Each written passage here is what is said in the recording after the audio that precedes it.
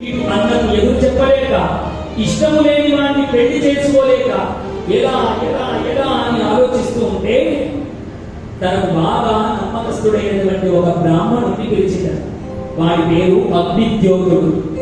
ఆ బ్రాహ్మణుడిని పిలిచి, అయ్యా బ్రాహ్మణోత్తమ, నేను ఒక ఉత్తరం రాస్తా, ఆ ఉత్తరాన్ని తీసుకువెళ్ళి ద్వారకా నగరంలో ఉన్న కృష్ణ పరమాత్మకు నీకు అందజేయి అని ఆ బ్రాహ్మణుడితో సంధి చేయించి రుక్మిణీదేవి అద్భుతముగా ఒక ఉత్తరాన్ని రాసిందట.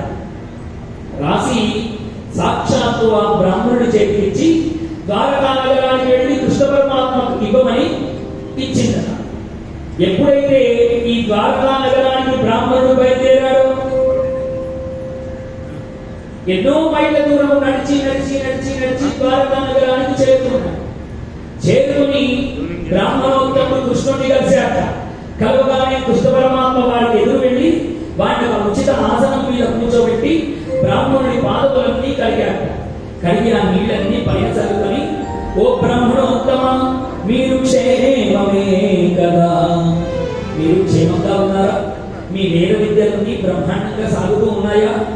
బ్రాహ్మణులు తమకు దొరికిన దానిలో ఎవరైతే సంతోషముగా ఉంటారో వాళ్ళలో పరమాత్మలు ఉంటారు.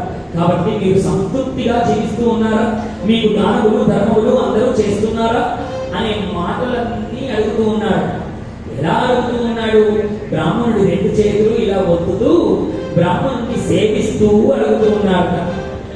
అలా వినయంగా కృష్ణ పరమాత్మ ఒక్కొక్కటి మాట అడుగుతూ ఉంటే బ్రాహ్మణుడి నోట మాట రాక ఆనందము చేత కళ్ళన్నీ నీళ్లతో నిండిపోగా వణుకుతున్నటువంటి చేతులతో రుక్మిణీదేవి రాసిచ్చినటువంటి ఉత్తరాన్ని కృష్ణ పరమాత్మ చేతిలో పెట్టాడు.